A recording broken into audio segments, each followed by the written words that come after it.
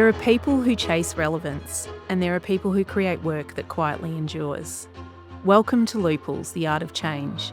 I'm Helen Manzis, and this is a podcast about the moments that quietly alter us. The pivots, the returns, the tensions we carry, and the questions we find ourselves circling back to throughout a lifetime. My guest today is one of the most distinctive and enduring voices in Australian fashion. But I think what makes Toni Maticevski extraordinary is not just about fashion in the traditional sense. Because in an industry that often rewards speed, spectacle, and relentless visibility, Toni has built something far rarer, a body of work grounded in instinct, precision, and integrity. A creative practice that has never chased noise for the sake of relevance, yet has shaped Australian fashion for more than 3 decades. At 22, he turned down Donna Karan. At the height of international attention, he stepped away from New York. He built his career slowly, deliberately, from a single atelier in Melbourne, surrounded not by noise, but by trust, loyalty, and precision. And after a decade away from the runway, he returned to Australian Fashion Week, not as a comeback, but as an evolution. A return that felt reflective, considered, human. I had the privilege of sitting in that room, and what struck me most was not simply the beauty of the garments, though they were extraordinary. It was the emotional tension beneath them, strength and softness existing together, protection and vulnerability, women revealed but never exposed. This conversation is not just about fashion, it is about what it costs to remain authentic in a world constantly asking you to become more consumable. It is about solitude, discipline, ageing, resilience, and creative survival. And perhaps most of all, it is about the quiet courage of building a life on your own terms and continuing to choose it over and over again. So if you're standing at the edge of your own return, if you're questioning the path you thought you were meant to take, or if you are simply learning that becoming yourself often requires disappointing the world a little, I think you may find something of yourself in this conversation. Well, Toni, welcome to Looples. Thank you. Before we begin, I want to share a memory with the Looples audience that relates directly to you. Yeah. And it is that I met Toni many years ago in the early stages of my career in fashion retail. I was the GM of marketing and responsible for Just Jeans, JJ's Portmans and the Dottie brands within the Just Group portfolio. And I'd built a relationship with Kirsty Clements, the then editor of Australian Vogue. And Kirsty was celebrating a Vogue 50-year milestone. Yeah. I don't know if it takes you back.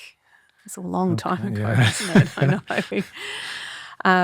And there was a beautiful dinner held in Melbourne, and I knew very few people in the room. And I remember walking in and feeling, many contradictory things at once. Obviously, the privilege of being amongst these incredible creatives, the beauty of that table that night, and underneath it all, this quiet anxiousness. Am I good enough to be here? Am I enough amongst these fashion people? And as I went to sit down, the name card next to mine read Toni Maticevski. And I remember thinking, oh my God, he's going to be so unimpressed to be sitting next to this newcomer in the fashion scene. I have to say, Toni, from the minute you sat down, the room disappeared. It was one of the most surprising, comforting and authentic conversations I've ever had. Just the kindness and genuine interest and the complete absence of performance. I've carried that with me over many years. So when I reached out to you to have this conversation, I was really, really grateful in a sense to be able to reconnect and pick up where we left off. That's so nice. So thank you for being here. Thank you. And firstly, let me congratulate you on Australian Fashion Week, the runway. I felt very privileged to have been included and to witness such a stunning and emotive parade. And we'll talk about that as we go further into the conversation. But how are you feeling post the show? I feel really good about it. I think it was one of those things where going into it, I could see it kind of becoming something else, or sort of morphing into something else, or kind of becoming a bigger beast than I ever wanted it to be. And so I don't know if anyone really knows, but I ended up pulling the pin on the entire event. Probably it was like early Feb, where I just was like, no, I don't want to do this. It doesn't feel right anymore. Like the whole thing just felt off, and so I kind of sat with it for about 4 or 5 weeks and tried to kind of come to a conclusion in my brain as to why I initially still wanted to do what I wanted to do. It just became a thing about really honing in on what I needed the experience to be for me, and then what I hoped the experience would be for everyone that I kind of invited back into it. And so, in kind of reflection on that, I looked at it and I went, it was everything that I wanted in terms of the feeling that permeated through the room, through the people, through what was on show. But I wasn't kind of thinking about, is this going to be a success? It was more, is this the right feeling? And I think that kind of came together in a really, really special way. It was very beautiful, and I will touch on it. There's a lot of questions I have about the show. I'm so grateful I was there because, it gives you a totally different perspective to see those garments walking out. But there's a lot of people in the Lupul's audience that may not know your story, so I really want to just go backwards a little Well, I'm bit. kind of capped at like 9 years old because I don't remember anything prior to that. It's all blacked out. It's all blacked out. Okay, so let's start maybe at 9. Yeah. But could you take us back in time and tell us a little bit about Toni Maticevski as a child and where you grew up and what your observations are of him? Such a weird thing. Like my memory as a kid starts pretty much when my family and I moved to Macedonia. So we moved there for about 2 years. And everything kind of prior to that is a memory from a photograph or a video. It's not a memory that I kind of associate with living it. Everything after that point, I just remember being hyper aware of everything that was happening. So whether it was a situation, whether it was the birds, whether it was like the light, everything is like magnified. I remember events almost as kind of this weird thing where I'm observing myself Looking in. within it, going like, I'm not present in a lot of the memory. It's more like a visual diary that I have in my head. It doesn't feel like I'm really connected to that person. Why is that? Is that because it was such a significant moment, the change moving to Macedonia? Or is it maybe the trauma of looking in on that? Or Yeah, I don't know. It's a weird thing. Like I find I'm not super nostalgic in terms of memory, and like, my sister has like, she can bring up 500 photos of us. Remember this? And all my friends would remember this, and like I'm like, no. I think I've noticed that I remove a lot of emotion from the memory, which is a weird thing. Maybe my therapist and I need to talk about that. But it's a weird thing. Like I look at my childhood and I look at me as a kid, and I think, like I still to this day find that my peripheral is stronger than my direct vision. So I'm always aware of the things that are happening around me more so than the things that are kind of in front of me. so is that exhausting in the sense that, you're sort of not honed in, but you are, yet you're taking in so many stimuli and Yeah. just creatively, I would think it would be amazing stimulus, but at the same time. It's never, and that's the thing. Like creatively, there's never a lull. It's always, I describe it like,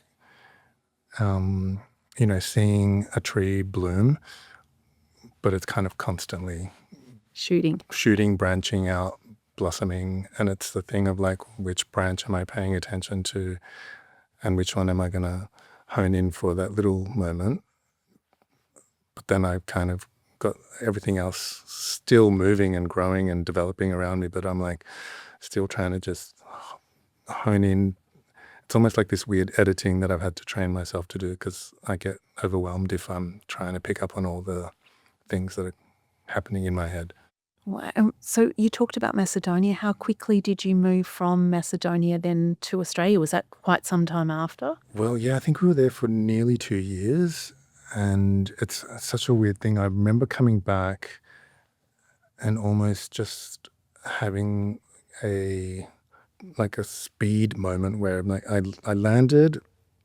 I vaguely remember the year and a half or whatever that I was back at primary school, and then I'm back, and then I'm in high school, and kind of nothing really registers in that period back.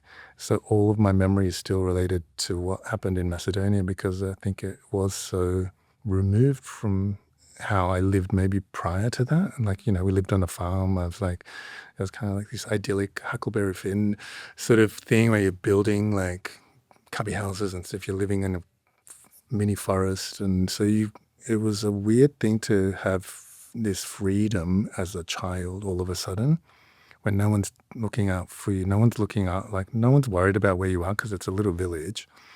Everyone knows each other. They're all related and somehow, or they're all family friends. And so to kind of step out of like this controlled existence of living in the suburbs with not many people that are familiar, I guess, to your parents, to then all of a sudden being like, you're in the village, like the village is home, and going like, what do I do with this like crazy freedom? And it's a strange thing to almost all of that. I remember maybe that's why my memory of it is so much more vivid, is that maybe that peripheral thing is just, I didn't have to worry about who's watching what's doing, what am I doing, what is someone watching what I'm doing, and kind of being monitored so much. It's interesting, and we'll touch on that later, but there is that duality in your work, sort of from structure to freedom. Like it's not limiting, but it's structured, and anyway. We will talk about that. Now I know where it's coming from. Maticevski as a young child. I did say to Alana, I'm like, this is just going to be another therapy session. Yeah, well, I'll try not to. I'll try not to, but yeah, we have gone down that route, haven't we? Yep. You talked about your sister. When you think back to the earliest memories of women, your mother, your sister, your aunties, what did you observe in them that has stayed with you? The one thing I remember about my mom was seeing this. She was always like, she kind of had this beauty that was, she's still very beautiful, but I just remember as a kid going like, watching television and seeing these beautiful women on TV and then seeing my mum create herself in front of a mirror with clothing, with beauty, like with fashion, with hair, with makeup, with all these things. And I think that's always resonated with me, and is how I see a woman is like, you kind of not decorating her, but you're sort of seeing her blossom into the best version of herself. And that for me is always, I guess, been the driver in how I want the woman to feel when she's putting something on. She's kind of blooming into the best she can be. That is really beautiful. And so you described your mother and obviously her dressing and that being so magical. Do you think that was a catalyst for you becoming a designer in a sense? I think so. I used to play around with hairdressers and stuff and cut them up and, but there was something about putting clothes on that I thought was a way of almost becoming something else. And so like, my reality was really kind of quiet and reserved and, just living in the suburbs. So you're not really exposed to glamour and watching Dynasty and all of that. And all of a sudden you're like, what is this world?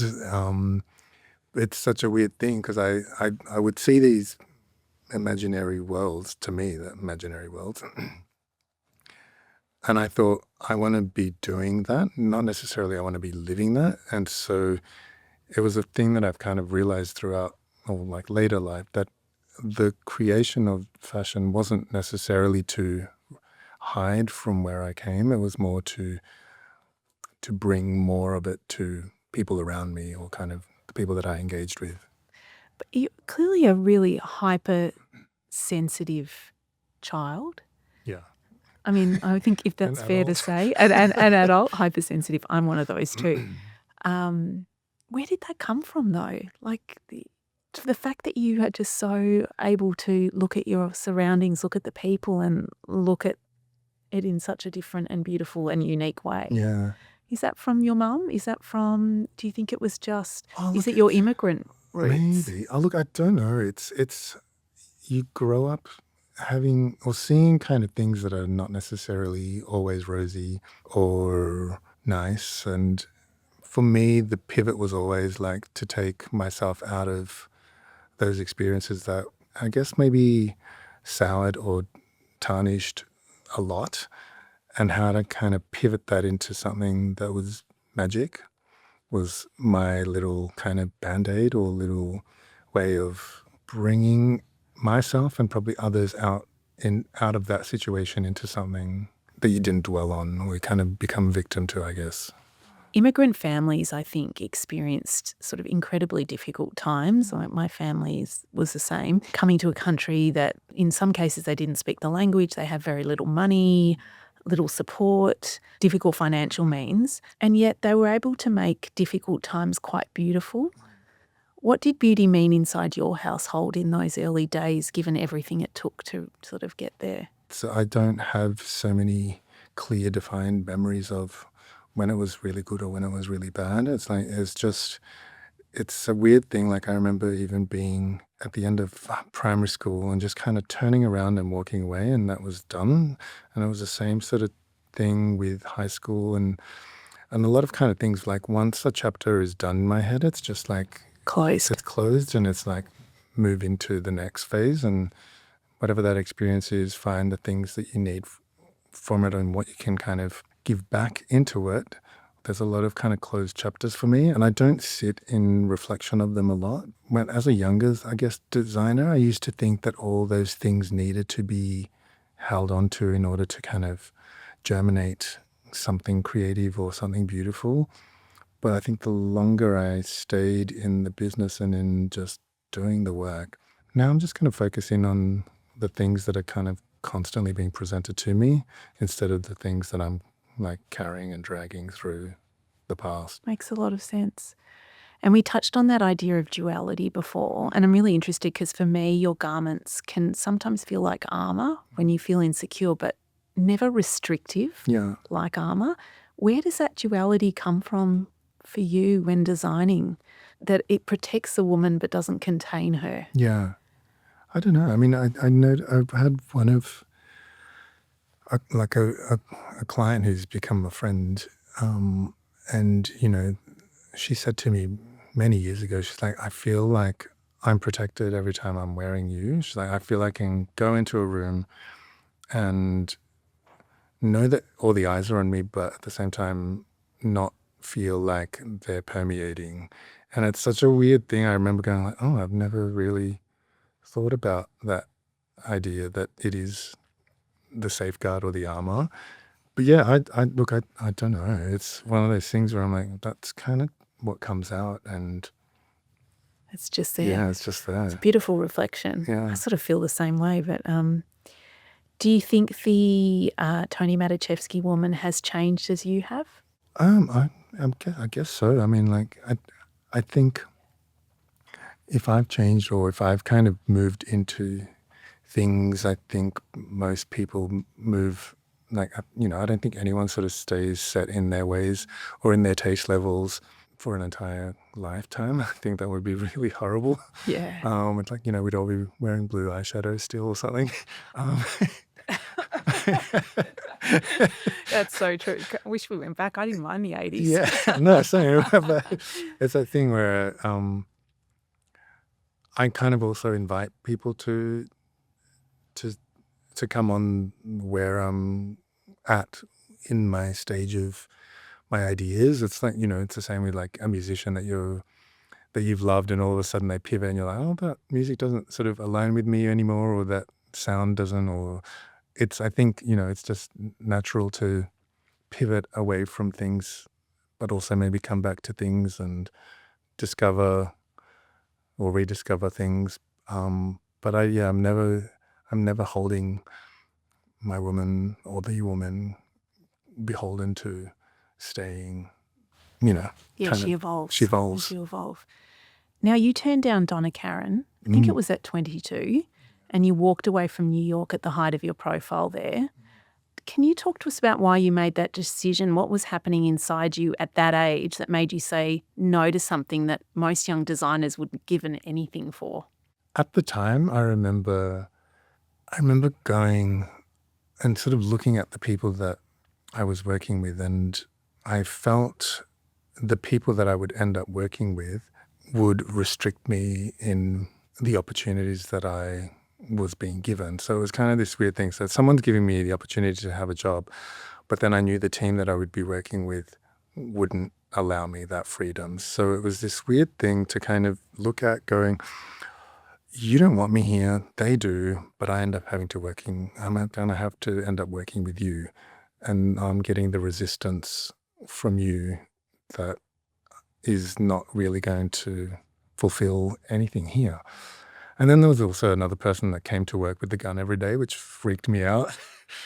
And then there was people in the design room that I was like, half of them, I'm like, what do you actually do here? Like one guy just walked around with the belt around his head and he was the executive. And I'm like, I haven't seen you do anything in the entire month that I've been here. And so it's all these things where I'm confronted with, yes, it's this amazing business and brand, and she is, she was a force to be in that room with her as well, just to kind of see her kind of really change the room the minute she walked in was amazing. But yeah, there was something about it where I just went, I don't think this is going to get me what I need right now. As much as it could have eventuated into something else, but that's that kind of sliding doors moment where you're like, whatever. Yeah, could have, may not have. Could have, should have, could have, would have. But then I also remember in reflection many, many years later where I was like, I actually made the decision to come home to protect my mum and my sister. And that was kind of the big thing where I was like, oh shit. I was like, I kind of washed it up in this thing where I'm like, it's not for me. It's not really what I want. And but I really came back to make sure that they were safe and they were okay. Oh, that's and beautiful. So it was a weird thing to kind of face that, decades later going like, you kind of make moves that you don't anticipate or you don't necessarily kind of want to acknowledge in those moments because you're like, I can't say that to the news reporter. No, that's right. They're like, what do you mean? What does that mean? Yeah. I'm like, I don't really want to talk about that. No, that's right. But the pull, I didn't expect that. The pull was really different for you when you say it that way. And I actually said, what do you think of a person has to believe about themselves to keep choosing that harder path again and again? What you stand by your conviction, is that? Yeah, it's like I can't change it and I can't dwell on what that could have been. But at the same time, I'm like, I did it for the reason that I felt was the right reason. And, how do you question that later? Like if that was the reason. Yeah. In 2017, the portraits you created with Jordan Graham. Oh, yes. Became one of the most painful public moments of your career, arguably. You might say there's been others, but the reaction was swift, it was loud, and it cost you a great deal, including, by your own account, a significant following. Can you tell our viewers, or listeners in this case, about the moment and sort of 8 years on, can you take us inside that period, what that was like for you? Not the public version, the private one. I remember speaking with Jordan and being like, I've got these ideas, and I think it was sort of on the tail end of a breakup, like a long-term breakup. And I'd had these ideas where I was like, like everyone coming out of a breakup wants to like shake themselves up a little bit. For me, it was like, well, this is my last portrait sitting. Like, I don't really want to have to sit for a portrait ever again because I find it really uncomfortable. And I said to Jordan, I'm like, I've got these ideas. I need someone I trust to take the picture that I'm seeing in my head. And we've worked together for a really long time. And I know you would do it with sensitivity and with care, even though some of the pictures might be at the time shocking, whereas now I don't think anyone would blink. Like, I mean, given the pivot, the world's kind of gone. I'm like, yeah, true. Your face, your head's like in a crotch. Big deal. I know, so true. It's a little bit like the Madonna book, right? Yeah. Oh, apparently. Yeah. But I just remember like I needed to get these ideas out. And I think it's like with a lot of things where I kind of, when my brain starts to boil with, I just need to release these thoughts and ideas and feelings, good or bad. I was like, I didn't see them as controversial. I didn't see them as in any way offensive, but I was still a little bit unsure about how they might be perceived. I don't think I was prepared for like what that meant, I guess, on a business sort of front, because at the time a lot of, I guess the majority of my market was Middle Eastern clients, and even speaking to some of the accounts after the fact, they're like, Tony, that you shouldn't have done that. And I was like, fuck, like how do Yeah. you like, I don't want to go through life editing myself because I feel like I've had to do that a lot anyway. But I just remember in that moment speaking to Jordan and being like, fuck, can you believe like that, like this has occurred from these pictures? And there wasn't anything that I thought Warranted warranted that that reaction. backlash. And apart from being upset that so many people were offended by it, the thing that kind of immediately stirred in me was like, well, if something that I think is not that offensive is creating so much in people's reactions, in their way of, I guess, viewing the picture or interpreting the picture, there's a real power in now creating pictures to really push that narrative. And so we tried to work remotely because he's in New York. I'm like, I've got these ideas. Let's do this. And can you shoot it like this? And it was just, when you're not in the same room, you can't really bounce off each other. And he's sending me stuff. I'm like, that's cool, but what if you shot it like that? And then it just became like messy. And I thought, fuck it, I'm just gonna pick up a camera. I've have no training at all in taking photography or taking pictures. And I called one of my friends who's a model that I'd worked with. I'm like, will you be my guinea pig and just let me take some pictures? And he was like, yeah, whatever. And we spent a day just shooting, taking pictures. I was painting on him. And I was like, do this, move here, do all these things. And he was so sweet. He just like, okay, what next? And like, there was no Science what behind are it. we doing? Why? Yeah. What are you getting me to do this for? And I just remember sitting on those pictures for a year, not doing anything with them because I was like, I'm busy. I've got to fucking run a business. And only a year later, where I worked on them and I sent them to him, and he is like, that is not what I thought we did. Like the pictures that I presented him with is not in any way what he imagined we were creating. In a good way, or In a good way. In He's a like, good way, yeah. they are. He's like, they're really confronting, but not in a graphic way in any way. Like, I think he was confronted by how beautiful he was, and kind of, he said something like how much you captured how fragile I was feeling without it feeling like sad. And I'm like, okay, that's nice. Yeah. And so it kind of just stemmed and kept going because I get very addicted to things. And I would think there's a particular loneliness, though, in being publicly misread, in standing for something tender and watching it being received as something else entirely. What did that experience teach you about your own resilience? And is there a part of you that has stayed protective ever since as a result of that?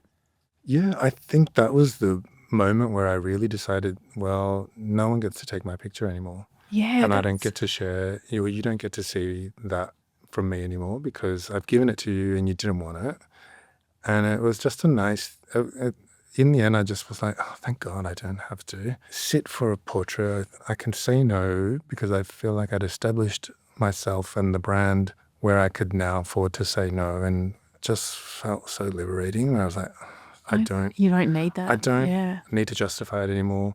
I don't need to validate it. And things that kind of slipped away as a result of it didn't have any impact or didn't like really diminish my experience in my career or in my work. And yeah, it was an interesting thing to take control of it in a way where it's like, well, you had it and now you don't.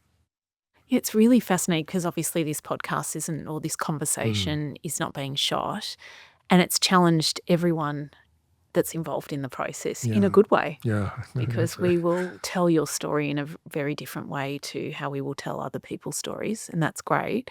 But I wondered whether it was a control thing in a world where it's just so much content and you're saying no. When you open a phone and everyone's talking at you before you even invite them in and you're like, calm down and like, let me want to find out before you bombard me with your face and your voice and all these things. And so like I'm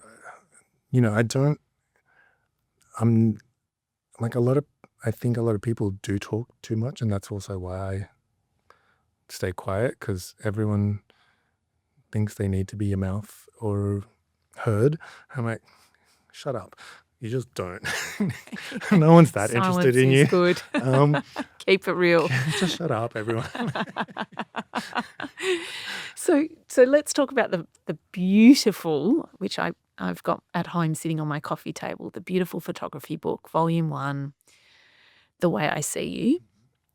This in some ways felt different, more tender to the Jordan Graham portraits from my perspective again.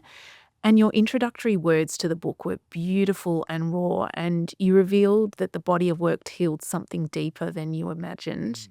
I thought that was one of the most revealing lines in your entire piece there. Yeah. What exactly did that process return to you? I mean, it was so layered in so many things. I mean, I remember, being gay as well in the western suburbs, where I didn't even really understand what it was, because, I wasn't exposed to it back in the 80s and 90s. I just remember starting university, and like one of the guys in the course, it was like so camp and so free. He's like, "So, like, what do you like, girls or boys?" And I'm like, "What?"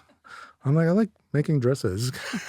I'm like, "I don't understand what you're asking me." Like, it's like so much of that it wasn't such an identity requirement for me. I was like, well, I'm here to study and I'm here to learn and I'm here to create.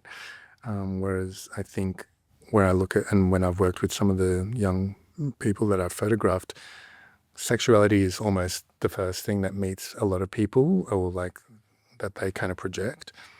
And I just remember in the discovery of taking pictures, how much of that was, I guess, me allowing myself to, I guess, mirror elements of myself in through them, where I'm like, oh, it's okay if this is a little more feminine, or if this is a little more gentle or fragile or pretty, or all these things that I was very conscious of being as a younger guy, that I always felt I also had to hold on to, because, I'm like, you're growing up with like mega masculine men and uncles and cousins and stuff, and they're all footy players and they're all men, and so here I am, really quiet and very pretty as a young kid. So it was a funny thing where I think back on it, no one ever kind of, in the family sense, I guess, never looked down on me for what I was or how I was, because I think they all knew I was slightly different. But there wasn't this thing of like, Toni, man up, or none of that kind of stuff, which I thought was really surprising, given everyone else was so, like, all the other boys were so like, you got to be a man, you got to be these things. And like, Toni was like, that's just Toni, we're going to leave him do his own thing and figure it out. They knew it was special, that's why. I mean, at what point did you realise, though, that you weren't documenting the men that were in the photography book, that it was actually about revealing yourself? Did you know that from the very beginning? I didn't, and I took one of my friends, Liz Looker, who's a brilliant photographer and artist, and she looked at the first few people that I photographed, and she's like, "Oh my God, they all look like you." I'm like, "What do you mean? No, they don't." Like, she's like, "Well, at least the way you're shooting them, they look like you." And I'm like, "That's really weird." I'm like, "He's brown. Like, how does that look like me?" But it's the way I would catch how I imagined beauty in myself, and then sort of, make them move in ways where I'm like, well, that angle feels familiar, and that all these kind of things start feeling familiar to me. But to them, they're like, I've never seen myself look like this. I'm like, oh, yeah, because I'm making you look like me. Yeah, exactly. And you know what struck me, and I might be wrong with this, so please correct me if I am, but you shot some of these images in 2017, but you only released Volume 1 in 2025. What changed inside you during those 8 years that finally made you sort of let go and let people see that work? You held on to it for quite a while. Look, I mean, I was determined to just hold on to it forever. I think because it was so personal that I was like, oh, even with design, everyone is looking for an insight into what's the inspiration, how do you think, how do you create, how do you, like, there's so much, not just making clothes, there's so much more that is required and requested of you to kind of outlay. And that's why I like, no more face. You don't get that. No more kind of this. So all of a sudden I was like, I'm kind of tired of having to justify things that are innately natural to me and kind of validate them for someone who doesn't necessarily understand that.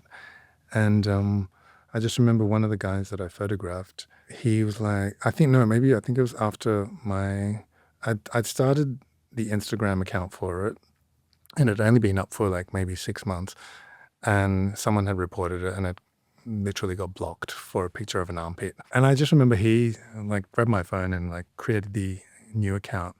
And he's like, people are going to see this. Like, if people are offended, it's a good sign. It's like, it's a sign that you're doing something that needs to be seen or discussed or challenged or whatever. Yeah. And I was like, oh, fuck it. Okay, let's do it. And I just thought, why not in the end? Thankfully you did. Yeah. It's beautiful. You know, it struck me that a book is a really quiet object. It doesn't move. It does not walk a runway. And yet for a designer who lives on bodies in motion, I think the still images carry a particular weight. Would you agree? Is that something?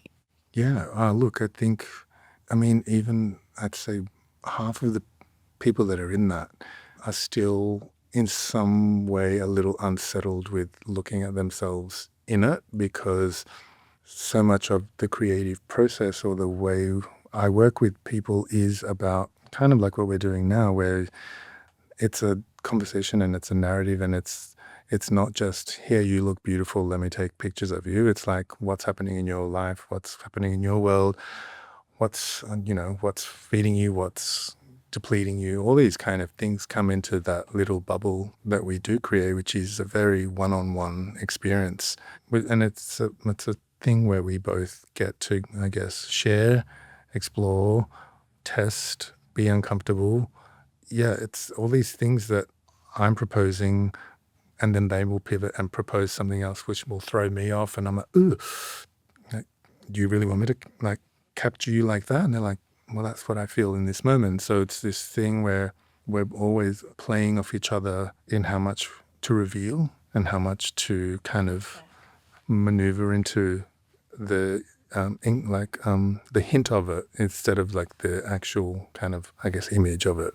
I love that, because everything feels so transactional.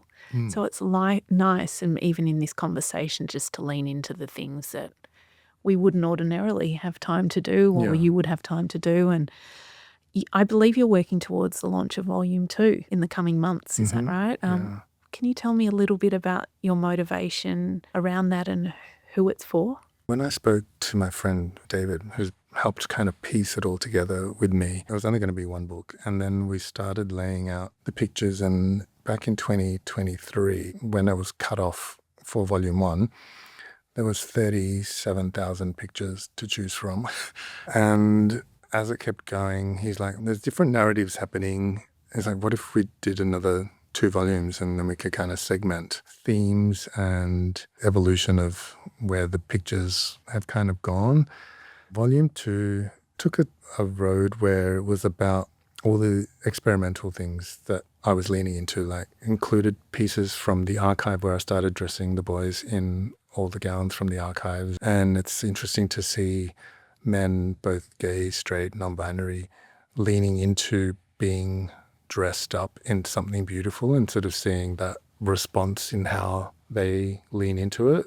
Volume 2 became, or is, that exploration a little bit more magnified, which again, it feels very different to Volume 1. Like, Volume 1 is very sensitive and in some ways more fragile and delicate, whereas I think Volume 2 is a little bit more punch to the guts. Yeah. So are you ready for the controversy again? I don't know if there'll be any controversy. I feel like... No. Yeah. I feel like I'm like the And you're shit like, that we whatever. all have seen in I the know, last it's decade. so I'm like, true. really? That Yeah, a exactly. doodle is gonna make you uncomfortable? I can't wait to see volume 2. If it's anything like volume 1, it'll be stunning. There's a version of you, Toni, that could have become very comfortable, very celebrated on someone else's terms. But what did it cost you not to become that person? What's it given you just to stay true to that and your value systems? Look, I think with the brand, it's definitely I've been, I guess, swerved and maneuvered and railroaded and all these things that I think they're done with the good and with the best of intentions, but I innately just know that I don't like being controlled. And so if the minute it starts to feel like control, I just switch off or push back and kind of, again, like I did when I was in primary school. And I'm like, we're done, the chapter closed, moving on. I don't even know. It's just kind of owning what you do completely is so nice and rare and Empowering. Yeah. I've got something I want to read to you very quickly. It's a letter from someone to you. Toni Maticevski. I first became aware of Toni Maticevski brand around 2001, 2002 when I bought my first Maticevski pieces. I did not know Toni personally then, but I fell in love with his garments. I remember being delighted with the beauty and innovation. All were pieces I really loved wearing, and I wore them for many years. It was many years later before I actually had the privilege of meeting Toni and getting to know him well. I think the first time we met was during 2015. I had become involved with the NGV and their fashion department. The NGV organised a delightful lunch, and from the very first moment I was deeply struck by Toni's gentility and humility. We connected instantly. Over the months and years that followed, the relationship has deepened. There is no question that Toni is one of the country's leading fashion designers and creative forces. He has a deep sense of beauty, which is clear in all he does.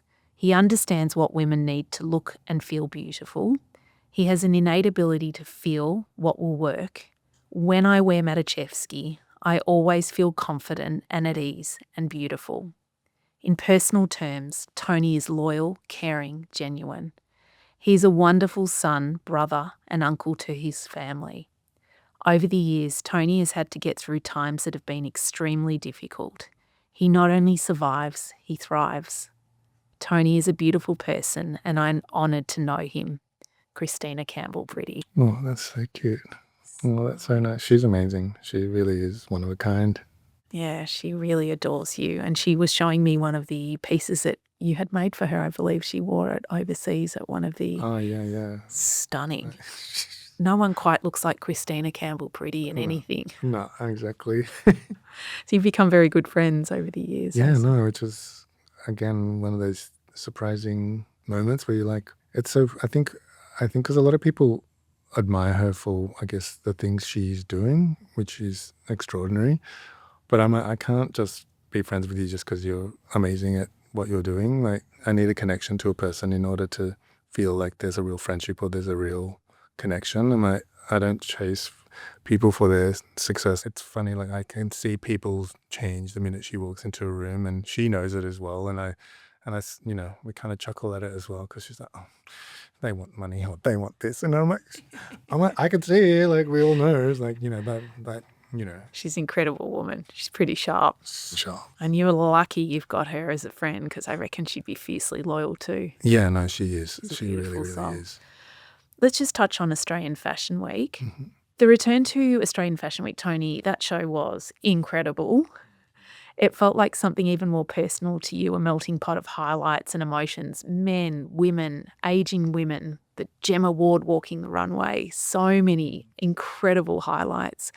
What struck me was there was a tension throughout this collection between softness and protection. In fact, you used the words control, almost restrained in her exuberance in the show notes. That's emotionally fascinating to me because restraint is usually interpreted as limitation. But here you present it as sophistication, maturity, even emotional intelligence. It's almost as though the woman is revealing herself and shielding herself at the same time. Yeah. I wondered whether that tension reflects where you are emotionally as a creative person now, particularly returning to Fashion Week 10 years later. Ooh, maybe. It was funny how, as we were sort of working on it, there was all these little components. Once I'd sort of settled on what I needed it to feel like and be, sort of started planting themselves. And like I remember even the show music, like I'd kind of, I don't know where, like, I mean, we all know that song, that opening track. That was so beautiful. Like I remember listening to it and I was like, oh, I just need to hear this differently. And I just YouTubed, I don't know much, don't know like a much. cappella. And I just sat there and I'd like, for the first time, really listen to the words. And the opening line is, look at this face. I know the years are showing. And I'm like, oh, yeah, oh, here we are. I nearly started bawling too. It's like, he can see me. And then it was funny as Gemma kind of got confirmed and they're like, oh, she needs to open the show. I'm like, oh, there's the opening line. Look at this face. And everyone is looking at this face. And so we timed it so that she walked out where everyone would see her face as that line here. And so all these things started kind of, I guess, all of a sudden, all the meaning kind of just became highlighted. And the inter kind of woven storytelling became natural. It didn't feel like I was forcing a narrative or even thinking about the clothes. I was like, well, I know this outfit will work on Gemma. And it was funny when she tried it on, she's like, I feel like held. Because, she's like, we all know her story as well and things like that. So there's all these things where she needed the armor. She needed that for herself. But yeah, it's just literally dropping the bar where you can kind of sit with something and not worry about being extra or being more or being necessarily what is expected of you. And that's where I kind of was like, I just need it to feel like an honest message in why I'm doing it. Like I didn't need it to be cool or hot or like it or on trend or any of these things. It was regardless of what it was perceived as, it just needed to feel right. Well, it was stunning. And I guess I want to ask you, because most people would be saying, why now to you? I want to ask you the opposite. What was that decade away actually for you? What did stepping back from the runway give you that staying in it could not have? It was, I mean, look, I remember the last show I did was in Paris in 2019. And I just remember going, oh, I'm so done. I don't have any connection to, I guess, why I'm even doing what I'm doing. And I think in that time, COVID happened, which was, and everyone on my team was like, you manifested this. I was like, yes, I needed the break. I needed to just like skip a season to not be on the treadmill of output all the time. But it was, there's this thing where when you're just like, even going back to what we were saying earlier, like I would just need to keep going in order to keep going. But it got to a point where I'm like, I can keep going, but it's no longer feeding me creatively or even just emotionally, because I'm like, yep, I know I can do these beautiful things. But after a while, I'm like, I'm starting to feel disconnected from it. So I'm guessing that'll kind of permeate with the people that are experiencing it, because a lot of it is about energy and how you push that through what you do and what people experience from it. Yeah, I think it was just about finding whether it was or if it is still the thing to kind of feed Your my creativity. creativity and kind of just even my sanity. I get that. And it was interesting, the show itself, the lights, the camera, the noise, the people. And then there's this moment of silence. Yeah. That anticipation before the music starts, and then the first woman, Gemma, walks out onto the runway, and you can't take anything back at that moment. What is that moment like for you? Do you pause or do you just go, you're on? And you're on. You're on. Yeah. Yeah. And don't even have time to absorb. No. Yeah. It's like, okay, like the lead up, like maybe the last 40 minutes before that happens, you're like, let's just do it. Come on, let's go. Let's just go. Yeah. And then all of a sudden 40 minutes becomes like 3 seconds and you're like, oh, fuck, we're on. I didn't want it to end. And most of the people was hoping it didn't.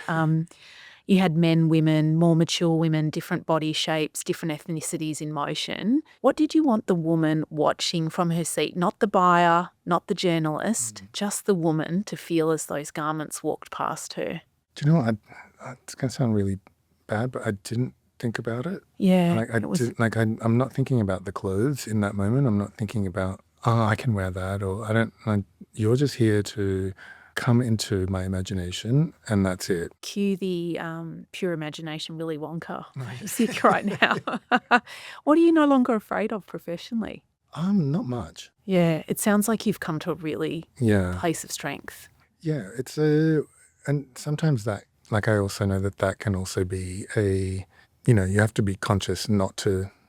It's like, not caring enough or something. So you have to be mindful to keep caring and to not have any fears. Because I think that is always the little bit where it's like the question and the doubt comes in, and that becomes what is the magic in the experience. Because butterflies and all of that is still important to have. And you've stayed truly authentic. I mean, just if we talk about the atelier here, as a place you feel most at ease, it's beautiful, but yet it's hidden. And on reflection, that's actually very you. Yeah. What is it about this space that allows you to think just so clearly? And I think of when I first created the brand. I remember only having this thought recently where I'm like, the vision for the brand was creating a world where I could invite people into, which was away from the reality of what I lived and experienced, but also away from the reality and the daily things that you experience. But I noticed the more the brand got successful, that the more people were coming into it and kind of bringing their shit into it. Or there's that quote from Gandhi, like, I'll never let someone walk through my mind with their dirty feet, or something like that. And it became this thing where I'm like, you're all now infested my world. Like, you all need to get back out so that I can regroup and check who's allowed back in. And I think by being here, so much of it is a surprise, and people walk in like, this is not where I expected to find you. right, yeah. Or, to walk in and all of a sudden it's like chaos out on the street, and then it's calm inside. And, I think it's nice to have a surprise element. No, I mean, as I've got to know you, I think that's makes complete sense. So you work with a small trusted circle of artisans and collaborators. You've had them for years. Yeah. How important has that intimacy been to the integrity of your work, and what do you know about loyalty now that you perhaps didn't at the start? I definitely can say that I am loyal to people who believe in what they are doing and believe in, when we are working together, that we are creating something together, not kind of pushing me out or pushing an agenda. If I'm inviting you in and we're working and doing something together, it's not me overstepping or overriding or trying to eclipse another person in any way, and I don't want that on me either. And so it's this, I resonate with people who want to keep exploring and discovering. Yeah, it's beautiful, and it's unique, actually. We talked about your personal image, and you're very protective and measured around that, and I have the utmost respect for you with that. You don't share everything, and in an age of excess, that's really rare. Can you give me your reflections on that? I mean, a lot of it goes back to just that moment with those pictures with Jordan, but at the same time, it's so nice to not be so self-aware. I'm like, we live in so much of everyone's so visible and wants to feel like, or feels like they need to sell their body, their face as the experience. I don't know. I don't need to sell my face in order to sell something that I've created. I'm like, I don't wear it. It's like, it's not something that's on me for me to then go convince you of that you need to be part of it. And I think the world that I've created with the brand is not my existence. Like, I'm not that client.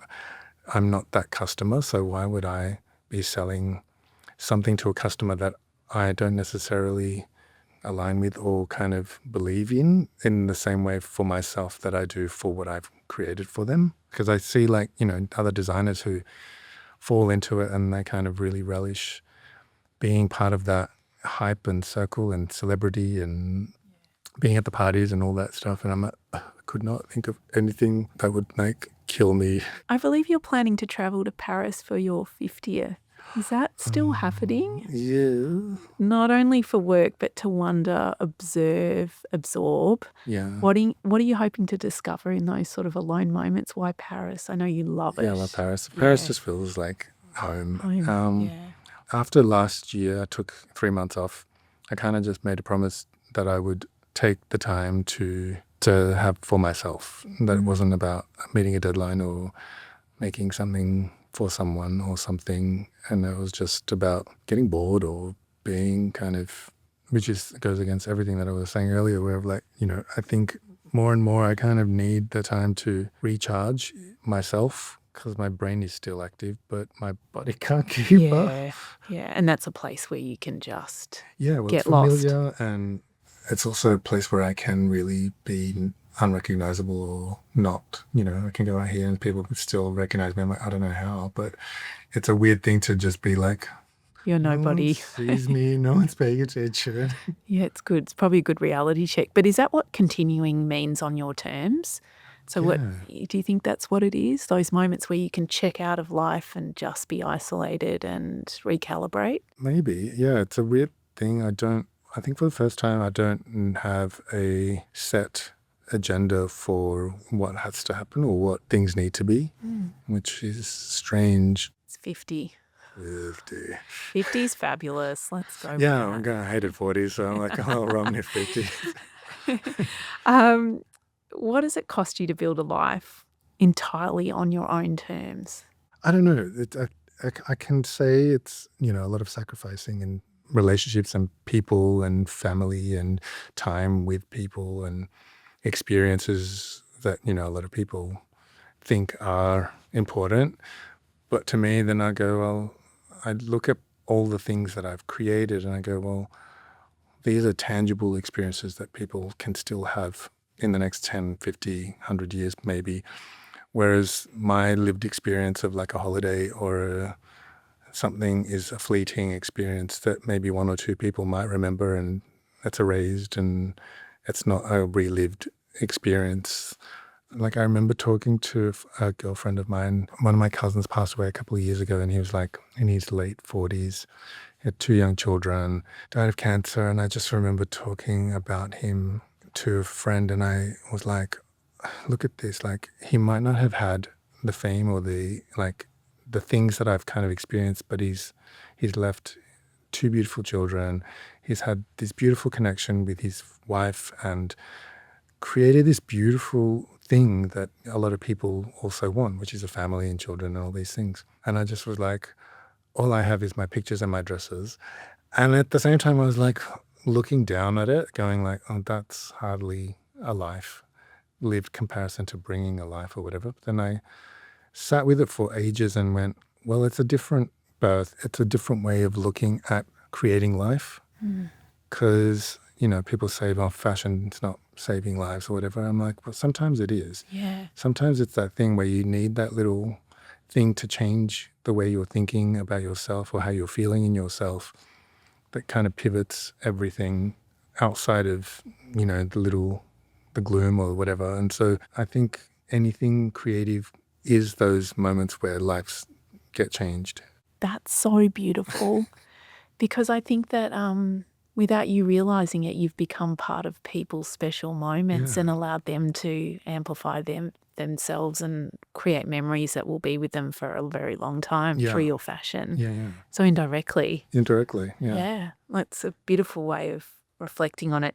You've watched women age in your fittings for 30 years. Sometimes the same woman across a lifetime. Very few men have that intimacy with how women's relationships to their bodies and, the changes over time. Yeah. What have you observed that culture refuses to see? Look, I think, yes, I joke that I have a master's and PhD in female psychology because after having undressed and dressed and redressed and just understanding little things in where a body shifts can kind of immediately indicate where someone's discomfort is or where someone's like moment is and all these things. The thing that I found in that time is everyone still wants to feel beautiful and magical, but I think at the core of it, I think it's their way of just having something that's theirs and not necessarily about a husband or the child or the friend or the family or all these things. And like it's like their little moment of like, I'm taking care of myself with my shield or with my armor. It's the little kind of, I guess, vanity, if that's the right word for it, of just going, this is my moment for me. So true. And you know exactly how to cut so we don't to amplify the bits we don't want to, which I love about you. But it's really nice that you have that sensibility. What does aging mean for you now? What are you I sort of fucking hate it, Do man. you really? Oh, it's so weird. I Yeah. thought you'd go into the whole Japanese, like, you know, the more mature I get, the more brilliant I become, and the Look, I think it's none all of a that. lie. I think there's nothing about getting older that I haven't found. Like, yes, I feel like there's a confidence I feel in myself creatively, but not necessarily as the individual. And I think that's maybe my imbalance in understanding those things. But interestingly, like, I think women are really coming into their power after 50, and Oh, you would no. see that. Oh, You I would. definitely see that. And I love seeing that more so now than, 30 years ago, because I think, women were diminished after a certain age to like not be visible. And I just think that's the one major thing that I've seen in, even the women that I'm casting and stuff that are for the brand, and seeing them evolve into a moment for themselves because they're like, I've never worn clothes like this. Yeah. Well, why haven't you had an experience where this is how you feel going out or presenting yourself? It's so nice to see that more and more women are going like, oh, this is really important for me. Again, for me, it's not for anybody else. Well, it's nice that you're telling those stories and putting women on the runway that are more mature and Yeah. giving that But it's so space. weird. Like I didn't choose them for that. I chose them because I have a connection to them and like I have a narrative with them. And like, I had a magazine reach out through our press office and ask, can you give us a rundown of what the ages and sizes and whatever. I'm like, you make it sound like there's a freaking quota that I was trying to fit. I don't think of women as a checkbox. I remember the main intention for the show was I'm going to try and pull as many of the women that I worked with over the 25 plus years to be part of that show. And that was the core of what, like, and same with the boys that I photographed as part of, like, Twizzy. I just wanted that narrative, not you look a certain way to fit a mold or tick a box. You certainly did that, and it was a triumph. Thank you. One more letter. My relationship with Toni feels less like a story and more like a curated Pinterest board. Isolated snapshots rather than just a single unbroken reel. Yet together they all share a commonality. I first met Toni when he was my art student at Altona North High School. He was sensitive, artistic, almost angelic boy. So different from the many dominant personalities around him. From the get-go, he was captivated by fashion. The next snapshot takes me to the Balenciaga exhibition at the NGV in Melbourne in 1993. By then, Toni was studying fashion at RMIT, and we attended the exhibition together, accompanied by my baby daughter Isabel. It feels like such a small, fleeting moment in time, yet becomes significant to the three of us. We later crossed paths again briefly at his exhibition on Swanston Street at the Fire Brigade Gallery. By then, Toni was already emerging as a fashion designer with a distinct and powerful vision. He has always remained uncompromising, creating work that feels sculptural, almost defiant of convention, pushing the boundaries of fashion and fabric. Although our paths diverged for many years, a beautiful coincidence brought things full circle. Isabel, once a baby at the Balenciaga exhibition, later met Toni through the world of fashion in Paris, eventually becoming friends through his circle. It feels like a unique stroke of serendipity. Toni, I have admired your single-mindedness and your unwavering dedication to your craft, your commitment to creating not just fashion but works of art. Thank you, Janet Nyblom. That's so cute. Isn't it? It's so cute. I know, it's so funny when I met Isabel and I'm like, wait, what? She's like, my mum was your teacher. I'm like, who?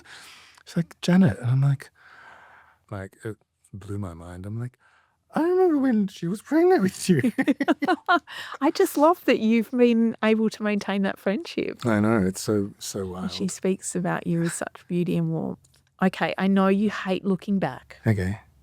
But if you could speak to the younger version of yourself before any of this existed, before the runway, before the doubt, before the silence, before the return, what would you most want him to understand about the life he was about to build? It's one of those things where you can always reflect back and kind of tell someone how to maybe pivot or where to kind of maybe massage certain things about yourself. And I always think of myself as a kid, like even Janet said, like really single-minded and determined no matter what.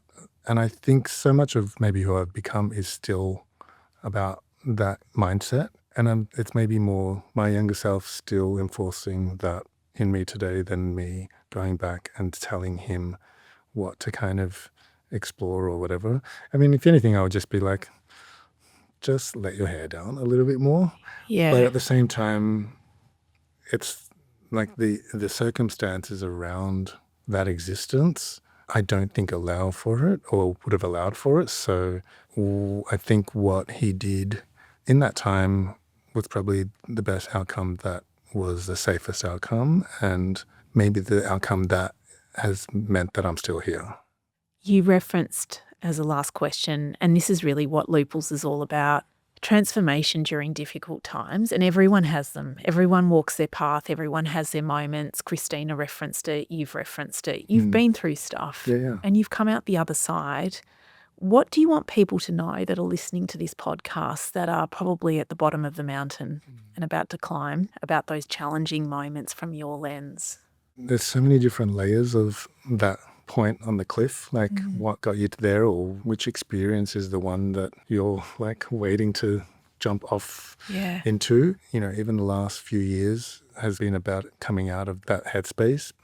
I think for me, it's always been about what am I giving that's also feeding me? And if it's feeding me, then I can give more. And it's kind of this weird thing.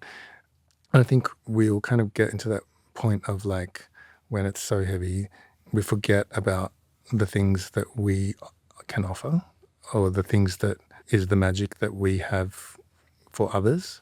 And like, that innately kind of like become that almost people don't necessarily automatically understand when you're in a room or when you're on a phone or in a situation. And then it's those things where I catch myself going like, oh yeah, I am the light for you. I am the little stardust and all these kind of things. And so it's just remembering that you are that in multiple circles and kind of holding on to that. I think for me, that's how I've kind of been able to kind of keep going. What a beautiful way to end the conversation. Thanks for being my stardust. Such a pleasure, Toni. Thank you. Thank you. I want to thank Toni Maticevski, not simply for his time, but for the openness, his trust, and for allowing us inside a life and creative practice built with extraordinary care, quietly, deliberately, without ever losing sight of itself. There is something deeply moving about meeting a person who, despite the noise of the world around them, has remained connected to their own rhythm. I think that is what stayed with me most after this conversation. Not the success, though there has been extraordinary success. Not the runway return, though it was breathtaking. But the discipline it takes to continue creating work that endures without being consumed by the pressure to constantly perform. In many ways, this conversation became about far more than fashion. It became about identity, about resilience, about aging without hardening, about understanding that sometimes the bravest thing a person can do is remain authentic in a world that rewards imitation, speed, and noise. Perhaps that is why Toni's work continues to resonate so deeply with women across generations, because beneath the craftsmanship and the beauty there is an understanding, a respect for complexity, for strength and softness existing at once. And finally, to our Looples listeners, thank you. Thank you for listening, for supporting this platform, and for believing in slower, deeper conversations. Looples was built as a home for stories of transformation, a place where personal truths, shared honesty, can become a collective strength. If this conversation moved you, if somewhere within it you recognise part of your own story, I would love for you to stay connected to Looples. Please leave a comment or review and follow or subscribe on Spotify, Apple Podcasts, YouTube, or wherever you listen. For a small independent platform like this, it genuinely matters.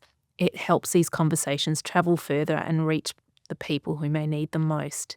You can also visit looples.com, where the story continues beyond the microphone through photography, reflections, unseen moments from our recording days, and one of my favourite parts of the platform, each guest's handwritten letter. Toni's is there now. And if you would like to follow the moments in between episodes, you can find me on Instagram at HelenManzis_Looples. Thank you for listening.